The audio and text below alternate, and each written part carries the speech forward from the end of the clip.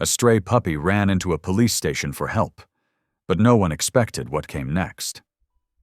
At first, it looked like just another lost dog, shivering and scared, until the tiny harness snapped open and something fell out that stopped the entire room cold. Within minutes, what began as a rescue turned into a lockdown, officers whispering, doors sealing, one woman realizing this puppy didn't just escape something, he brought proof of a crime no one was supposed to see. Now the people sworn to protect might be the ones to fear, and behind every uniform, behind every smile, someone is hiding a deadly secret. Who sent the dog for help? And what happens when the truth inside that station finally gets out? Drop a comment below and share which part of the world you're tuning in from today. If you enjoy stories like this, don't forget to subscribe for more. The puppy slipped in like a shadow with a heartbeat. Mud clung to his small paws and belly, and his whole body shook so hard his nails ticked against the tile. He staggered through the glass doors of the Pine Ridge police station, head low, ribs showing, breath coming in fast, high whistles. The front lobby smelled of coffee and copier toner. Fluorescent lights hummed. Paperwork ruled the afternoon, until the dog collapsed in the middle of the floor and the room forgot how to breathe. The receptionist gasped. A patrolman swore. A pen hit tile and rolled. From behind the records window, Nella Hart looked up. She had spent the last hour building a neat stack of incident reports. She had not expected distress to walk in on 4 shaking legs. She pushed through the half door and dropped to a knee. "Hey, sweetheart," she murmured, palms open. Her voice was steady but soft, the way she used with scared animals at the county shelter. The dog flinched at the sound, then tipped his chin toward her like a drowning thing tasting air. He wore a torn harness crusted with mud and something darker. His right ear had a fresh nick. Nella slid her fingers under his chin and felt the rapid flutter of a hummingbird pulse. "We need a towel," she said over her shoulder. "Warm water. Someone bring—" The harness catch gave up with a brittle little snap. The strap sagged, and something small popped free, clicked once on the tile, twice, and then came to rest at the receptionist's shoe. A micro SD card, specked with tiny dots of dried red. The lobby froze. Even the humming lights seemed louder. Lieutenant Bram Kincaid stepped from the hallway with a cardboard tray of coffees in one hand. He had the quiet heaviness of a man who had slept too little and carried too much. His gaze moved from the trembling dog to the grain of plastic on the floor, then back to the dog again. The tray hit the counter with a thud. "Everyone stay where you are," he said, voice low. "Door locks, now." The receptionist swallowed and thumbed the security button. A metal click echoed through the building as the key magnetic locks took hold. One of the patrolmen started to speak. "It's just a dog," and Bram's look stopped him cold. Nella slid one hand under the dog's chest. "He's burning up," she said. "He needs a vet, Lieutenant." "He needs to stay here," Bram said. He knelt, scooped the SD card into a small evidence bag, and sealed it in a smooth, practiced motion. "No one touches this, and no one posts a single word about what walked through that door." Nella met his eyes. They were a tired gray, like the sky before a storm. "If he dies on that floor while we argue, we'll have to live with that." Bram looked at the dog again. He exhaled, a short, rough sound. "Get him water," he said to the receptionist. "Just water. Keep him off the feed until we know if he's been poisoned." "Poisoned," Nella repeated, as if testing the weight of the word. The dog tried to lick her wrist, failed, and trembled harder. She pulled off her knit cardigan and wrapped him. "You made it here," she whispered into the dirty fur. "You did that. You're safe." Bram stood and spoke into his radio, his tone turning official, crisp. Kincaid to Tech. I need a clean review station set up in Interview 2. This is priority. No network connection. Local read only. Bring a sterile card reader and a fresh chain of custody envelope. Static crackled. An answer came back. Copy, Lieutenant. 2 minutes. He faced the room again. This is now an evidence scene. The dog stays inside this lobby until we clear him to move. If anyone asks, we're dealing with a lost animal. That's all. A murmur of agreement circled, thin and uneasy. The patrolman who had said, "Just a dog," flushed and busied himself with the blinds, drawing them shut against the afternoon sun. The station felt smaller with the windows covered, like a chest held too long without air. Nella carried the wrapped dog to a bench and sat with him across her lap. He was smaller than she'd thought, all bone and willpower. She dabbed at the mud with a damp paper towel. The towel came away brown, then pink. Something sour burned her throat. She pressed a steady palm to his ribs and felt the shiver slowly ease. "Does he have a tag?" Bram asked. "Only the broken harness?" She lifted the strap with 2 fingers. What might have been the nameplate had been pried off. Bram's jaw ticked once. "That card didn't come from nowhere." He glanced toward Interview 2. "We're about to find out what sent him here." Nella nodded. "Let me keep him calm while you do it. He's too scared to be put in a kennel." Bram's focus shifted back to her, measuring. She didn't look away. He finally said, "Fine, but he doesn't leave this room." A technician rolled in a cart with a small monitor and a sealed reader. He wore gloves and a guarded expression. Bram took the evidence bag, signed the form the tech produced, and watched the card disappear into the reader as if it were a fuse. The monitor flickered. Static, a blur of shapes, then a dim gray room where men shouted and metal rattled. The camera angle was low, tipped sideways. The sound fed through tinny speakers into the lobby. Barking, chains, a roar of voices hungry for something that wasn't sport so much as harm. Nella stiffened. The dog on her lap lifted his head and let out a small whine that sounded more like a memory than a cry. "Turn it down," Bram said, but softly. The camera jolted. A concrete floor came into view, stained and scarred. 2 dogs circled, one big and foaming, one smaller, a blur of gold. The footage jumped again, like someone had been bumped. A hand passed across the lens, blocking the view. Off-screen, a man's voice drifted in, confident and bored. "Tonight's purse doubles if we deliver by noon. You tell him that." Nella didn't realize she was holding her breath until the edges of her vision went dark and the room threatened to tilt. She blinked and steadied herself. "Please," she whispered. She didn't know who she was asking.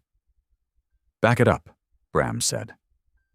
The tech looped the last few seconds, and the voice came through again, clear as a man in the next room. Bram went very still. Again. He didn't take his eyes off the screen. I know that voice. The barking swelled, then a gunshot cracked like a hammer right behind the ears. Dogs screamed. The picture lurched and froze on a smear of motion, the audio still rolling, boots scraping, a low curse, a door slamming, then nothing but the hiss of the speakers. Silence sat down heavy in the lobby. Someone in records dropped a stapler, and a clerk muttered, "Sorry," without conviction. Bram stepped closer to the screen, eyes narrowed, as if the pixels might confess more if he stared hard enough. "We pull the audio, we isolate it, we run comparison." He took a slow breath that looked like it hurt. "But I don't need software to tell me we just heard Captain Nash." The name landed like a cold wind. The receptionist's hand flew to her mouth. The patrolman shot a quick, frightened glance at the locked door. Nella felt the puppy press closer, as if to hide inside the folds of her cardigan. Close this down, Bram told the tech. Replicate nothing. This card stays with me. We'll review the rest in a sealed room. He faced the small cluster of eyes in the lobby. What you heard does not leave this building. I don't care if your best friend texts you. I don't care if your mother calls. No one hears it. No one moved. No one wanted to. Nella's throat ached. She stroked the puppy's ear with her thumb. We can't keep him here forever, she said, not looking up. If whoever did this knows he got away, they'll come looking, Bram finished. He had already moved to the window, 2 fingers parting the blind slats. Outside, Pine Ridge rolled by in its sleepy way. Delivery truck, a teenager on a skateboard, 2 women with grocery bags. Ordinary life, fragile as spun sugar. He dropped the blinds and turned back. They will come looking, he said, voice low, and they'll expect to find nothing. The dog stirred as if he understood the words. His tail thumped once against Nella's knee. Nella let out a breath she didn't know she'd been holding. You came to the right place, she whispered. You did. Bram watched her for a moment longer than he needed to. There was something in her calm that steadied him in spite of himself. What do you call him? She glanced down. He looks like he fought the river and won. Lucky, maybe. The name tasted like a dare. Lucky it is, Bram said. The radio on his shoulder crackled with an unrelated call, just noise. He didn't answer. He was listening to a different frequency now, the kind that hummed under the skin when danger walked close. He moved to the door and tested the lock, then checked the side exit and the back hall. When he returned, he had the careful stillness of a man who had decided something difficult. I'm moving the card to interview 2, he told the tech. You'll follow me. Direct route. No stops. He looked at Nella. You keep that door closed. If anyone comes in asking about a dog, you text me and you say nothing else. Not one word. Nella nodded. You think someone will try today? Bram's mouth tightened. If I were them, he said, I wouldn't wait. The lobby felt smaller again, the air thin with the sharp scent of fear and disinfectant. Nella tucked Lucky closer, felt his breath steady against her ribs, and listened to the quiet as if it were warning and promise both. Footsteps sounded in the hall. The outer door handle jiggled once, twice, testing. The lock held. A shadow crossed the frosted glass and paused. Nella's phone buzzed with a single text from an unknown number. Lost property, is it here? She met Bram's eyes. He had already drawn a breath and tilted his head towards the closed blinds, listening to the hallway, counting heartbeats. Showtime, he said. And the door handle turned again. The door opened just enough for a breeze to roll in, cool, sharp, and carrying the smell of rain on asphalt. The man who stepped through didn't look like trouble, not at first. A gray suit, a polite half-smile, a portfolio under one arm, but something about him, his stillness maybe, made the hair rise on the back of Nella's neck. Afternoon, he said easily. Heard someone might have turned in a lost item? Bram's voice was even. What kind of item? The man's eyes slid across the room, taking in every corner. Small, black, holds a lot of important things. His smile sharpened. You'd know it if you saw it. Nella stayed where she was on the bench, Lucky curled in her lap. She stroked his fur without looking up. Bram moved between her and the visitor like it was instinct. We'll check our log, he said. Name? Murrow, the man said, still smiling. Gage Murrow. The name meant nothing to Nella, but Bram's expression changed, the faint narrowing of his eyes like a door clicking shut inside his head. Wait here, he said, turning toward the hallway. Murrow's voice followed him. I'll wait as long as you need, but some things are better off found quickly, Lieutenant. Nella could feel the man's attention drift toward her. He nodded toward Lucky. "That your dog?" "Just helping him till we find who he belongs to." He chuckled. "Smart dog. Found his way here all by himself?" Nella didn't answer. Her hands kept moving, slow and steady over Lucky's fur. Bram returned before the silence could harden. "Nothing logged," he said. "If someone calls about it, we'll reach out." Murrow gave a faint sigh, as if he'd expected that answer. "Well," he said, adjusting his tie, "if anything turns up, you know where to find me." He left a card on the counter. Plain white, no phone number, just a logo of a compass, and an address printed in gold. Then he tipped 2 fingers toward the dog and left. When the door clicked shut, Bram exhaled like a man unclenching a fist. "Murrow works for Councilman Talbot," he said quietly, "and Talbot's been trying to buy that condemned mill for months." "The place from the video?" Nella asked. "Same one." He glanced at the clock. "They know we have the card. That means they'll know who's in the building." Lucky whined softly. Nella hugged him close. "Then we can't stay put forever." Bram nodded once. "We won't. But not yet." He stepped aside as 2 officers carried a hard case toward interview 2. Inside, the tech was already isolating the voice sample. The sound looped faintly through the corridor, Captain Nash's voice, confident, careless, damning. Hours passed like held breath. Outside, the light faded to amber, then gray. The station emptied down to skeleton staff. The blinds stayed shut. Bram stayed close. When the tech finally emerged, his face was pale. "It's him," he said simply. "Captain Nash. Audio match 98%. Bram took the report and read it twice before speaking. "Seal it. Encrypt everything. This doesn't go on the main server." Nella watched him. He seemed taller in the dim hallway, but older too. The lines around his mouth looked carved from something harder than fatigue. "What happens now?" she asked. He looked at her, then at the puppy. "Now we play quiet. They'll make a move soon. When they do, we'll see who else is in this." That night, the rain came hard. Lightning flashed over Pine Ridge, lighting the windows for a heartbeat before darkness folded back in. Nella sat on the bench with Lucky asleep against her side, Bram pacing the lobby like a man listening for ghosts. Just before midnight, the lights flickered once. Then, twice. The radio hissed and went dead. Somewhere outside, a car door slammed. Bram reached for his sidearm. "Stay low," he said. But no one came in.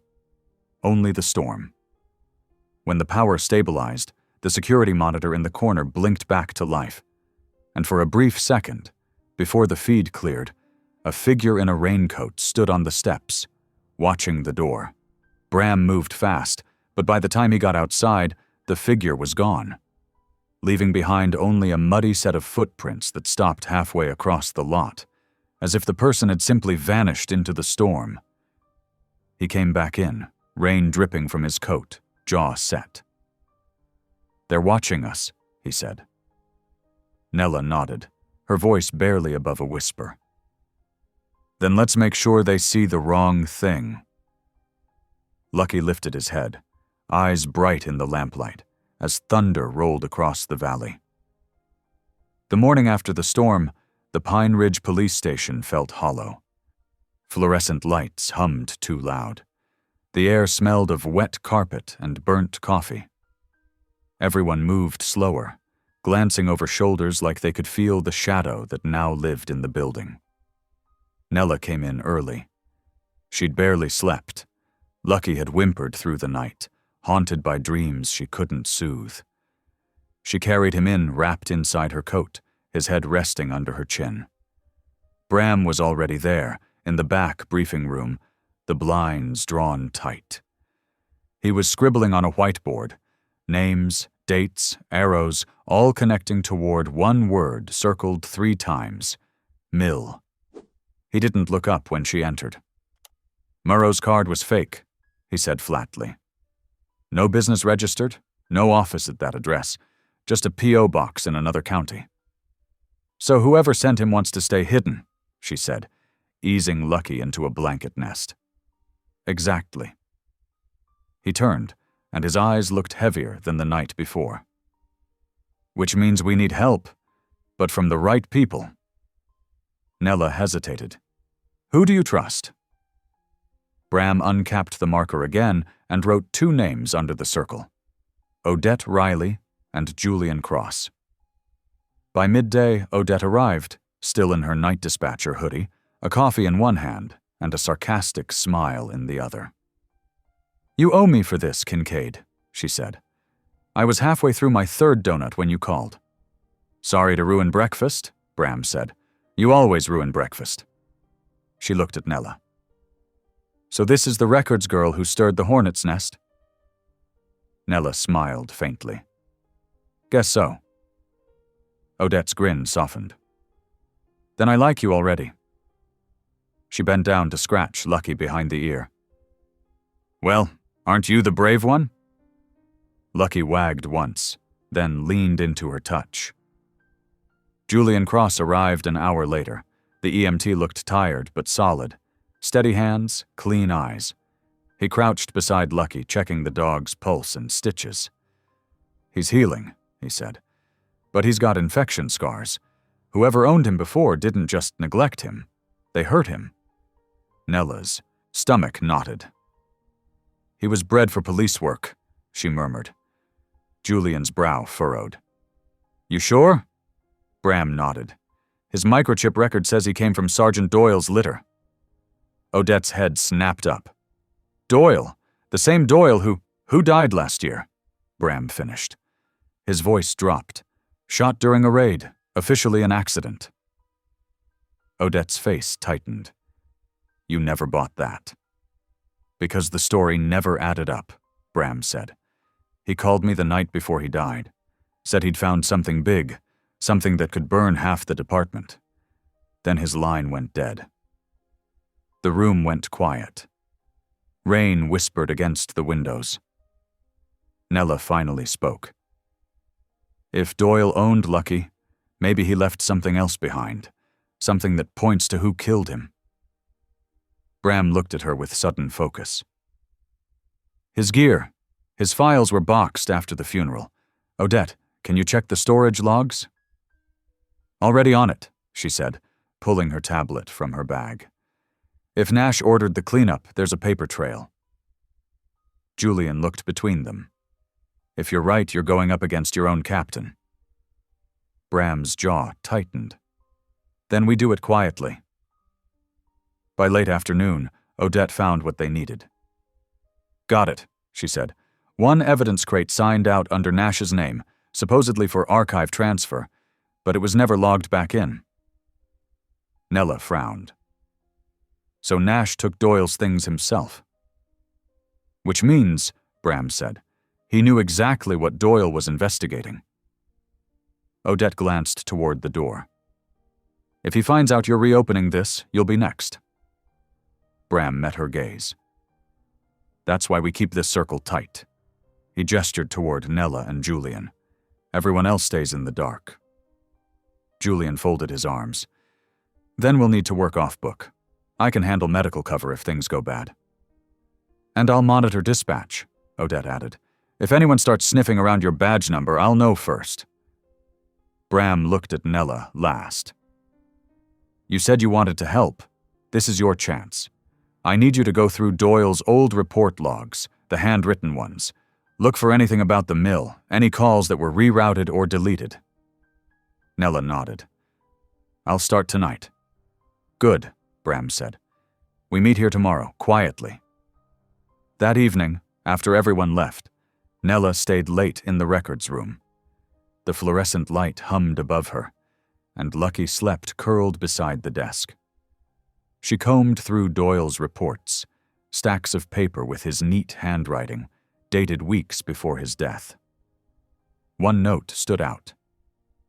Subject Nash insisted on canceling the mill inspection, said it was handled internally. Unusual. Keep eyes open. Her pulse quickened. Another page listed a phone number, circled twice, and beneath it, in smaller print, "If anything happens to me, this is who knows." She reached for her phone to snap a photo, but the doctor behind her creaked. Nella froze. "Lieutenant?" No answer. Footsteps, slow, deliberate, crossing the hall. The light above flickered once. She slipped the paper into her pocket and reached for Lucky, who was already awake, growling low in his throat. A shadow moved past the frosted glass of the records door, and then vanished. When she stepped into the hall, it was empty. Only the faint smell of cigarette smoke lingered in the air.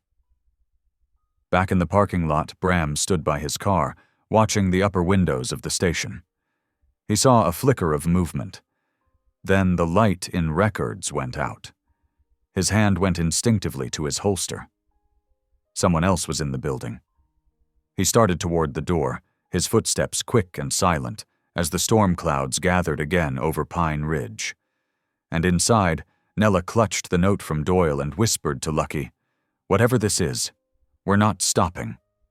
The morning broke gray and thick with fog. Pine Ridge felt like it was holding its breath. Bram parked his truck outside the shelter and checked his watch. 6 a.m. He hadn't slept more than an hour, running on caffeine and sheer will. Nella was already inside, wearing her old denim jacket and rubber boots, wiping down cages. Lucky sat by her feet, tail thumping weakly. When she saw Bram, her smile was small but real. "He's doing better," she said. "Ate his first full meal this morning." Bram crouched beside the pup, rubbing his ear. "That's good, Lucky. You earned breakfast." He looked up at Nella. "Odette found the missing crate. Nash took it the day after Doyle died. We're moving tonight to retrieve what's left." "Where?" "Storage unit on the east side, registered under Murrow's name. It's our first solid lead." Nella straightened, her face serious now. "Then we're close." "Maybe too close," Bram said quietly. "Keep your phone near. Don't go anywhere alone." By dusk, the fog had thickened into drizzle. The shelter was closing, and Nella lingered to finish cleaning. Lucky dozed by the heater. She texted Bram a quick update, then locked the front door. Outside, thunder rolled over the hills. She was halfway through checking kennels when she smelled it. Sharp, oily, wrong. Smoke. Her head jerked up. The back wall was glowing faintly orange through the cracks. "Lucky!" she called, snatching him up as the first hiss of fire caught the rafters. The lights flickered. A beam cracked above her. Heat pulsed, fierce and fast, the air filled with the choking stench of burning wood and fur. She coughed, stumbling toward the exit, but the smoke curled low and thick, cutting off her sight. The front door was blocked by falling debris. She turned, clutching Lucky to her chest. "Hold on," she whispered. Through the roar, she heard pounding on the outside wall. Bram's voice, hoarse, urgent. "Nella, where are you?" "Back room!" she screamed, lungs burning. He smashed through the side window, with his coat wrapped around his arm. "Come to me." She ducked low and ran, shielding Lucky under her jacket. Bram grabbed her hand and pulled her through the smoke, both of them coughing hard as the roof groaned overhead. Together they dove through the broken frame just as the back wall collapsed in a sheet of fire. They hit the wet pavement, gasping. Lucky whimpered, tail thumping faintly. Bram tore off his jacket, beating down the small flames on Nella's sleeve. She shook but nodded. She was fine. Sirens wailed in the distance, too late to save the building. "Someone said that," Bram said between coughs. His eyes were sharp now, cold. "No way that started by accident." Nella clutched Lucky closer, tears streaking through soot. They tried to kill him. Us. They sent a message, Bram said grimly. Back off. She looked up, meeting his gaze through the smoke and flashing red lights. Then we send one back. The shelter burned through the night, flames painting the low clouds. Bram drove Nella and Lucky to Odette's small apartment above a mechanic's garage. Odette opened the door, eyes wide. Lord Almighty, you look like you walked through hell. Felt like it, Bram said. We need a place to lay low till morning. Odette nodded. You got it. Inside, Nella sat on the couch, still shaking. Lucky curled beside her, refusing to leave her lap. Bram stood by the window, watching the street below. This isn't random, he said. Murrow showed up yesterday. Nash's men torched the shelter tonight. They're cleaning house. Then tomorrow, Odette said, we hit them first. Nella looked up. How? Odette's grin had no humor. We take back what they stole. The next morning, Bram led the small team to the storage unit yard at dawn. The metal doors glistened with dew, the air quiet except for crows. Odette worked the lock override, Julian standing guard with a borrowed radio. When the door rolled up, the smell of oil and old blood drifted out. Inside, stacks of muzzles, metal cages, and a duffel bag stuffed with cash and ledger books. Bram exhaled. They've been running this for years. Julian snapped photos. We have enough to expose them. Not yet, Bram said. We still need proof Nash knew. Without that, he walks. They gathered everything, packed it into Odette's car, and drove straight to the station. But when Bram tried to log the evidence, Nash was already waiting. He stood in the hallway, calm, smiling like he'd been expecting them. Lieutenant Kincaid, he said pleasantly, I hear you've been busy. Bram's stomach went cold. Just doing my job, sir. Oh, I'm sure you are, Nash said, voice silk over steel. But let me make something clear. This case is reassigned, effective immediately. Odette's hand tightened on her purse strap. On whose authority? Mine, Nash said simply. Now hand it over. For a long moment, no one moved. The fluorescent lights hummed, and Lucky's faint bark echoed from the car outside. Finally, Bram set the duffel on the counter, jaw tight. Understood, Captain. Nash smiled. Good man.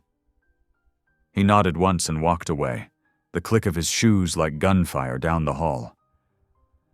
Odette muttered a curse. We're done if we stay here. Bram's eyes followed Nash until he turned the corner. No, he said softly. We're just getting started. That night, the fire at the shelter was officially ruled an accident. But Bram, Nella, and the others knew better. They were in a war now, one fought in shadows, where the rules no longer protected the good. And somewhere deep in the ashes of that burned-out shelter, a single twisted collar buckle gleamed faintly under the moonlight. Proof that Lucky had once belonged to a man who'd tried to tell the truth. The fire changed everything. The next morning, smoke still lingered in the valley, heavy and sour, a reminder that nowhere was safe anymore. Bram parked his truck near the charred remains of the shelter and watched the gray wisps curl upward. Nella stood beside him, arms wrapped around herself, Lucky tucked in a blanket in the passenger seat. They think this scares us, she said quietly. Bram shook his head. It was supposed to silence us. He turned to her. We're not letting them win. Not after Doyle. At the name, she looked up. You said he trained Lucky? Bram nodded. Yeah. Doyle was the one who built the K9 program here. He treated every dog like an officer. Lucky's from his last litter, before everything went bad. Nella glanced toward the blackened building. Then Doyle must have known something worth dying for. Bram's voice went low. He did, and we're going to find out what. That afternoon, Bram, Nella, Odette, and Julian met in Odette's apartment, the blinds drawn tight. The room smelled of strong coffee and smoke. Bram spread a stack of papers across the table, copies of Doyle's old reports, and the photos Nella had taken before the break-in. Doyle was watching Nash and Talbot, Bram said. He logged several unauthorized withdrawals from the department's evidence fund, money that later showed up in Talbot's redevelopment accounts. Julian whistled softly. That's bribery on top of cruelty. Odette sipped her coffee. So Doyle had proof. Why didn't he go public? Because he didn't have enough to tie it directly to the fights, Bram said. And Nash was already covering his tracks. Nella pointed to a photo Doyle had annotated, a map of the condemned mill. These marks, she said. What are they? Camera placements, Bram said after a moment. He was trying to record them. Her heart jumped. So maybe he did. Bram's gaze sharpened. If the camera still exists, it's the one piece of evidence Nash never found. They decided to return to the mill that night. Rain swept through Pine Ridge as the four of them drove the back roads in silence. The old mill loomed against the dark sky, windows shattered, the air thick with the smell of rust and mold. Julian parked a block away and cut the lights. You sure about this? No, Bram said, but we're out of choices. They slipped inside through a side door. Their flashlights swept across the vast, ruined floor, broken cages, chains, old bloodstains. Nella felt her stomach twist. Lucky whimpered softly from Bram's arms. Easy, boy, Bram murmured.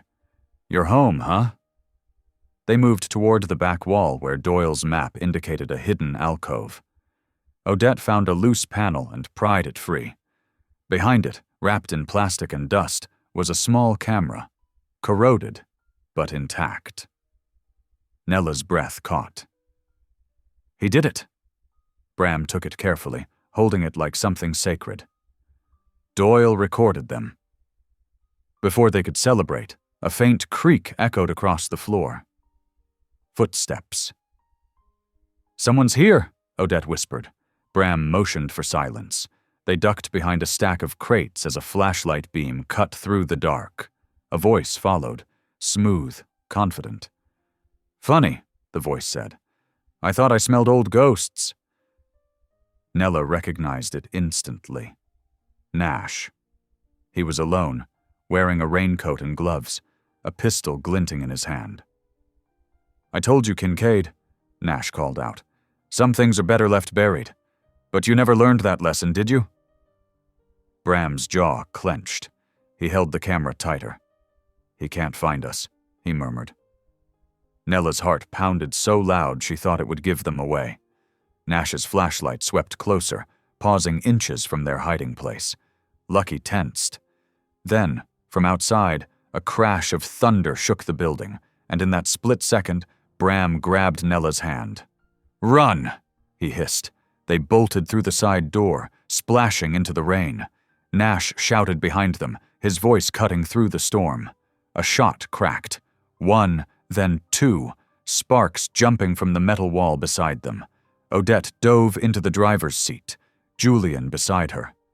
Bram shoved Nella and Lucky into the back, slammed the door and yelled, Go! Tires screeched.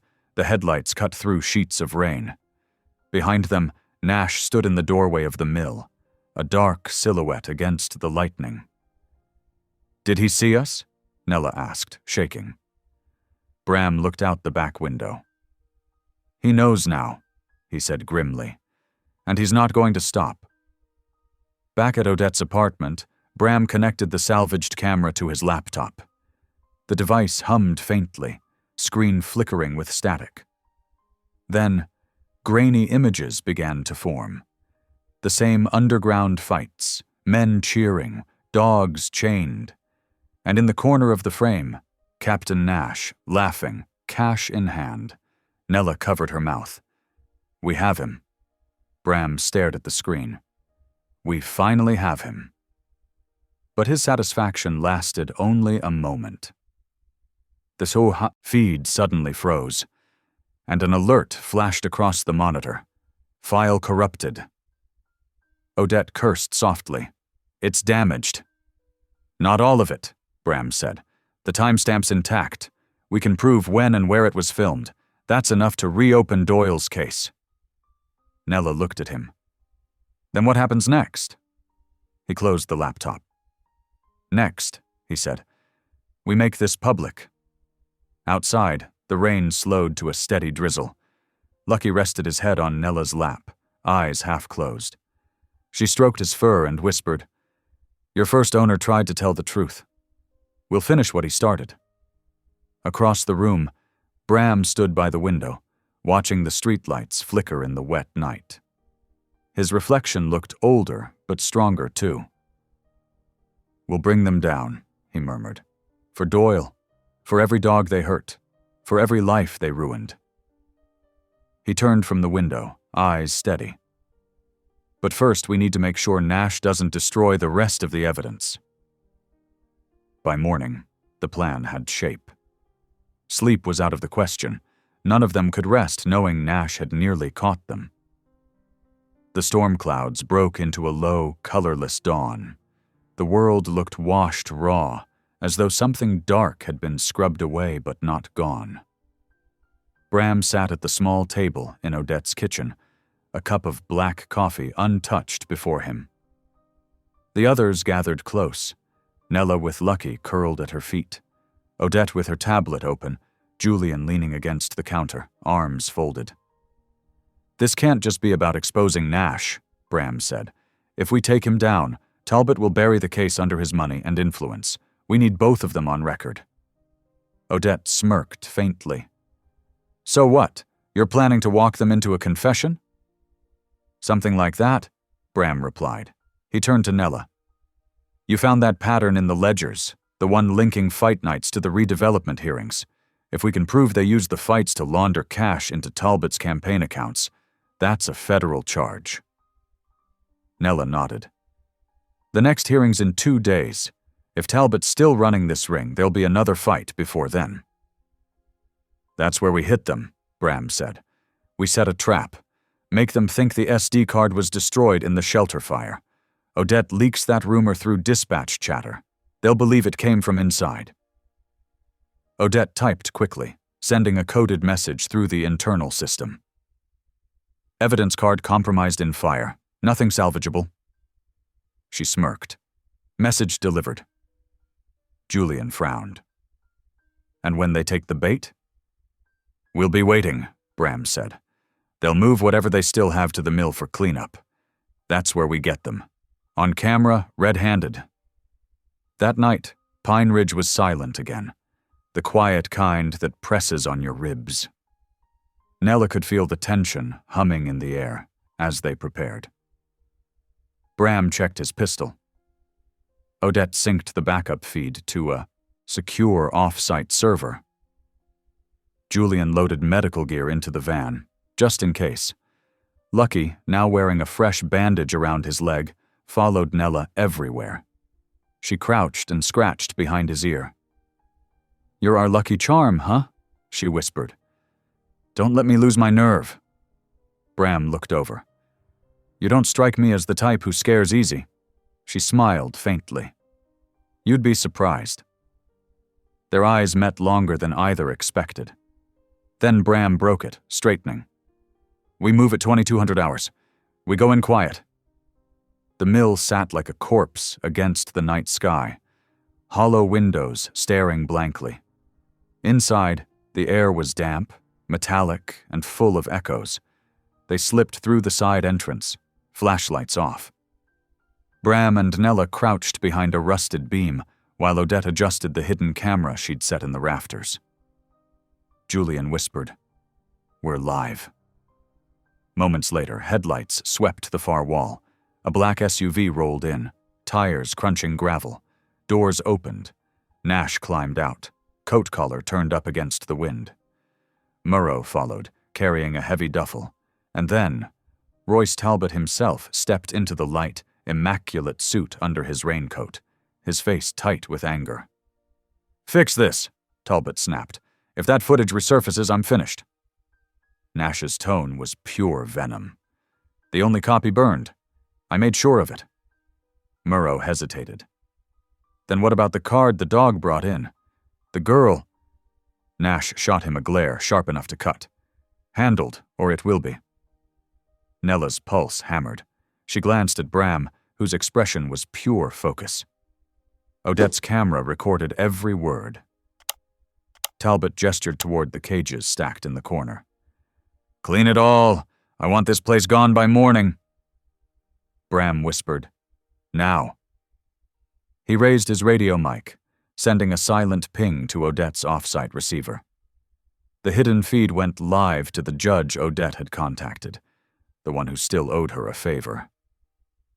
Suddenly, Lucky growled. It was a low, dangerous sound that filled the silence. Nella froze. Nash's head snapped toward the shadows. "Who's there?" Before Bram could stop her, a flashlight beam cut across their hiding spot. "There!" Murrow shouted, pulling his gun. The trap shattered into chaos. Shots cracked, ricocheting off concrete. Bram shoved Nella down behind a beam, returning fire. Odette screamed into her comm, "Feed's still rolling, don't lose them!" Talbot dove for cover. Nash fired blindly into the dark. Lucky barked, lunging forward. Bram grabbed his collar but slipped on the slick floor. Nella crawled toward the fallen duffel, Talbot's bag, and yanked it open. Bundles of cash, fight ledgers, and signed zoning documents.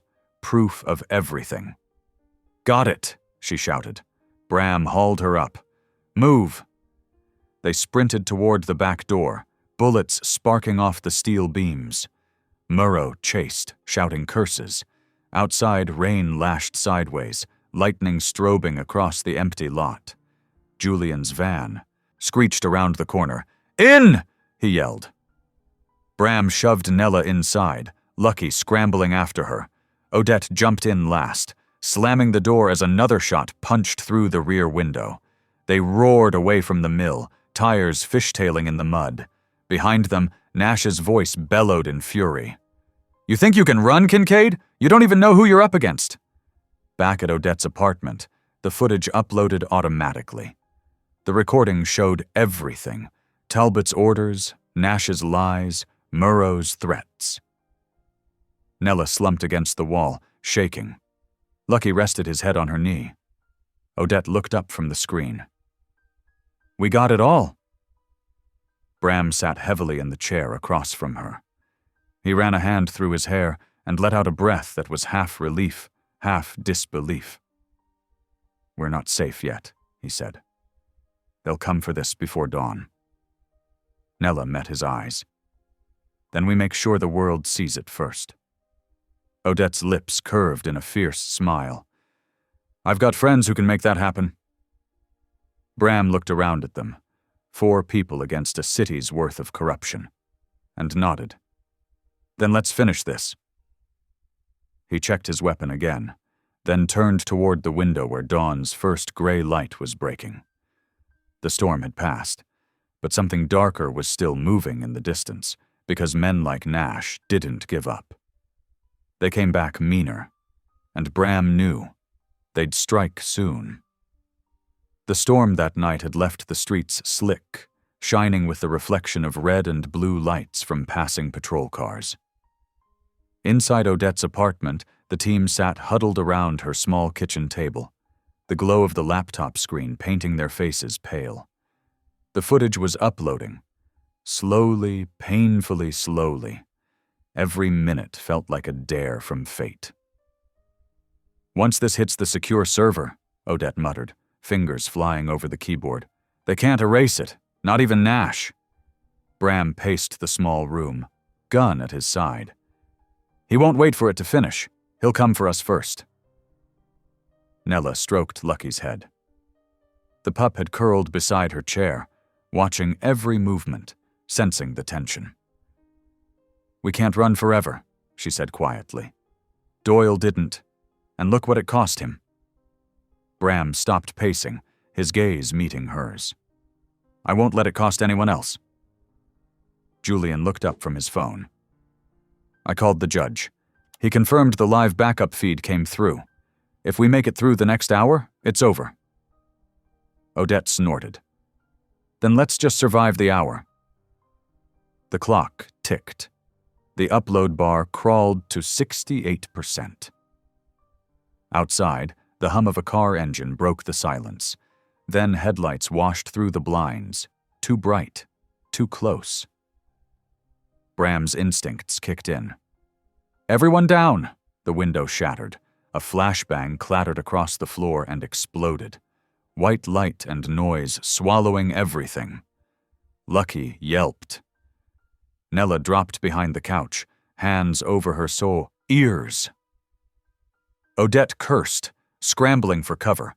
Bram fired through the haze, one sharp shot that sent the figures outside diving for cover. "Go!" he shouted. "Out the back!" Julian grabbed the hard drive, Odette the laptop. They sprinted down the back stairs, Nella clutching Lucky against her chest. Bram covered their escape, firing again before ducking out the door behind them. Rain had started to fall again, thin and cold.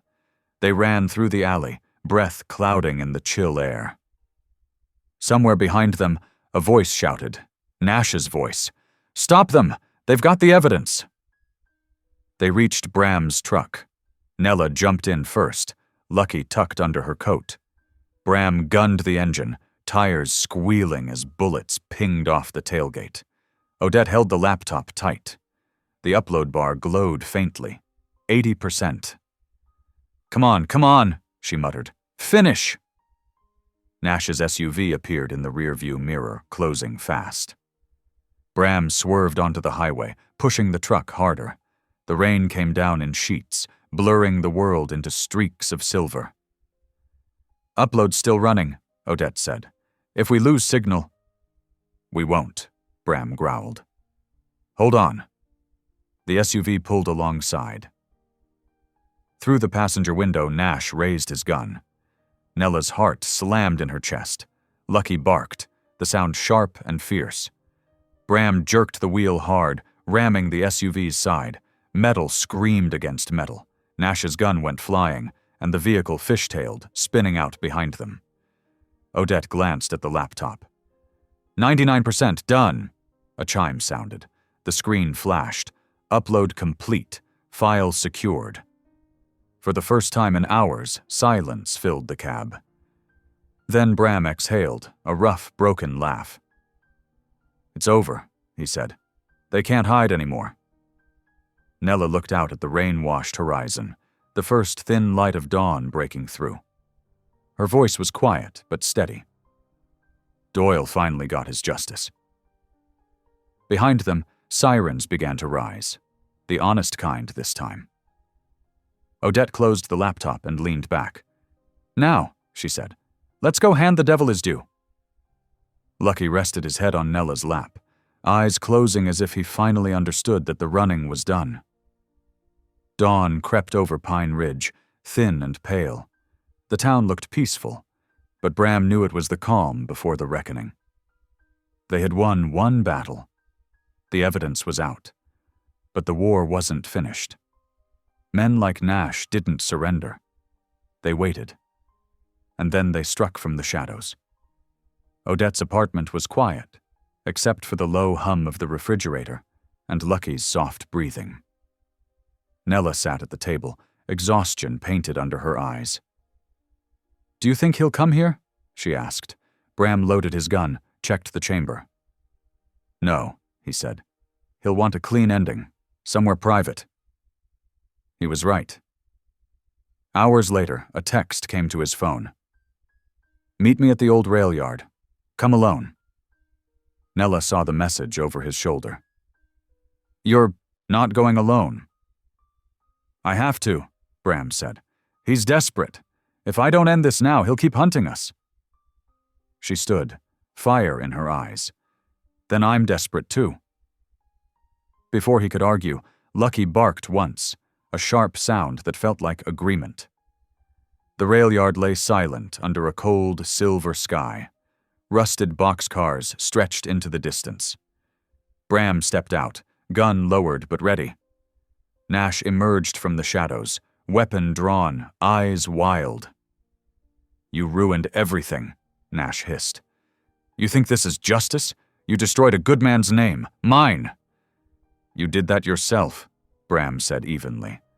They circled each other, the air thick with memory and hate.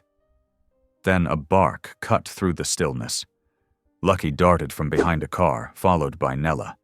Nash turned, startled, and in that split second Bram moved. A shot rang out. Nash fell, weapon skittering across gravel. Bram lowered his gun, chest heaving. Nella rushed to his side. Lucky pressed close, tail low but wagging. "It's over," she whispered. Bram nodded slowly.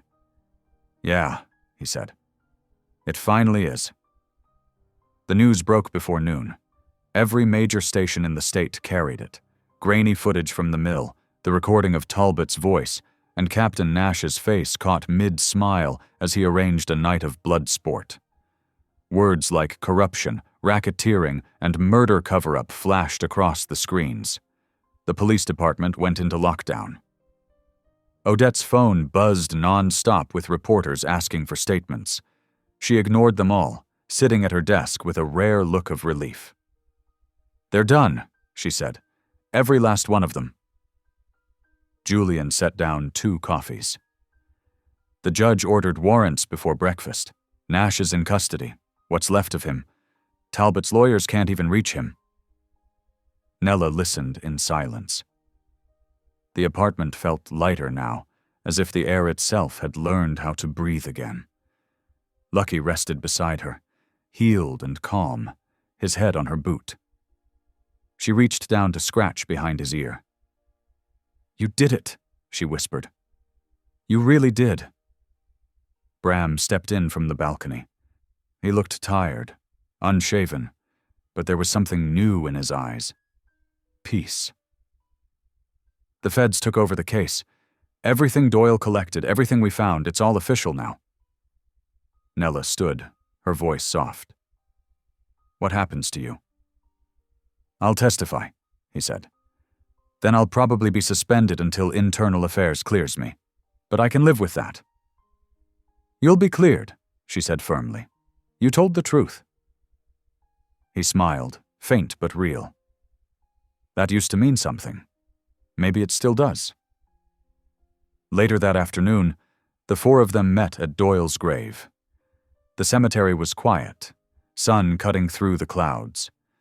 Bram set a folded photo on the headstone, the one taken years ago of Doyle with his first K9 unit. "You were right, partner," he said quietly. "It was bigger than we thought. But it's finished." Nella placed Lucky beside the grave. The pup sniffed the stone, then lay down as if he understood. "He's home," she said. Odette brushed away a tear she pretended wasn't there. "Never thought I'd see a day where the bad guys actually fell." Julian adjusted his jacket. "You make the right people angry long enough, eventually they trip on their own lies." Bram looked at Nella, eyes steady. "You could have walked away. You didn't." She smiled. "You didn't either." They stood there for a while, the wind rustling through the grass. No words needed. By evening, headlines declared it official. Councilman Royce Talbot resigns amid corruption scandal. Captain Dorian Nash charged with conspiracy and animal cruelty. The story spread across the country. In a small diner on the edge of town, Bram and Nella watched it unfold on a TV above the counter. "You ever think we'd end up here?" she asked. He shook his head. "No, but I'm glad we did." Lucky barked once, tail thumping against the booth. Nella laughed. "Guess he agrees." Bram reached across the table, his hand brushing hers. "Here's to second chances," he said. "Here's to telling the truth," she replied. 2 weeks after the trials, Pine Ridge looked different. The air felt lighter, the town quieter, as if justice itself had exhaled. The courthouse lawn that once swarmed with reporters was empty now, and the police station, once a nest of whispers and suspicion, was steady again, rebuilt on truth. Bram Kincaid stood outside the station in the early morning light, coffee in hand. For the first time in years, he wasn't thinking about guilt or ghosts. His badge, newly reissued, glinted in the sunlight. He could still hear Doyle's voice in memory. Steady, amused, alive. "One day you'll figure out that justice isn't paperwork, kid. It's people." He smiled to himself. Doyle had been right. When Nella pulled up in her old pickup, Lucky's head popped out of the window, barking once in greeting. Bram walked over, laughing. "Looks like he's forgiven me for dragging him into this mess." Nella smiled. "He likes heroes." "Then he's loyal to you," Bram said softly. They stood for a moment, letting the quiet morning settle between them. "So," she said finally, "you're back on duty?" "Cleared this morning," he said, "but I'm thinking of making it temporary." She raised an eyebrow. "You? Retire?" Bram shrugged. "Let the next generation carry the badge. I've had enough chasing ghosts. Maybe it's time to start building something instead." Her eyes softened. "The shelter?" He nodded. "You rebuild it, I'll help you run it. Doyle's Haven. It's a good name." She grinned. "We'll need funding, volunteers, supplies." He cut in gently. "You'll have me. That's a start." Lucky barked, tail thumping as if in agreement. 3 months later, the old shelter was alive again. The smell of pine and paint filled the air. Volunteers laughed as they hammered boards and painted kennels. A new sign gleamed above the door. Doyle's Haven, for those who come home. Bram stood beside Nella as the last piece of fencing went up. She wore work jeans streaked with sawdust, hair tied up beneath a cap, her face glowing with exhaustion and pride. Lucky trotted happily between them, chasing the fluttering ends of a tarp. "You did it," Bram said. "We did it," she corrected. He smiled. "Feels like something good came out of all that darkness." "It did," she said quietly. "You. Me. Him." She nodded at Lucky, who was now trying to steal a paintbrush from a bucket. "We all got a second chance." Bram looked out across the field, golden light spreading across the hills. "You know, Doyle would have liked this. He believed every living thing deserved redemption." "And you?" she asked softly. "I believe that too," he said, "because I found mine." She turned toward him, eyes shining. "So did I." They stood there, hands brushing, neither speaking for a while. Lucky broke the silence, dropping the paintbrush at their feet and wagging his tail expectantly. Bram laughed. "Guess he's reminding us there's still work to do." "Always will be," Nella said. The wind shifted, carrying the smell of pine and fresh beginnings. Bram reached for her hand, their fingers intertwining naturally, easily. "Come on," she said, smiling. "We've got a sanctuary to run." He squeezed her hand gently. "And a life to start." As the sun sank behind the ridge, the last rays of light touched the sign over the new shelter. Doyle's Haven. It gleamed like a promise. Thank you for watching. Stories like this remind us who we are. If something touched your heart, go ahead and subscribe. I'll be back tomorrow with another story that just might stay with you.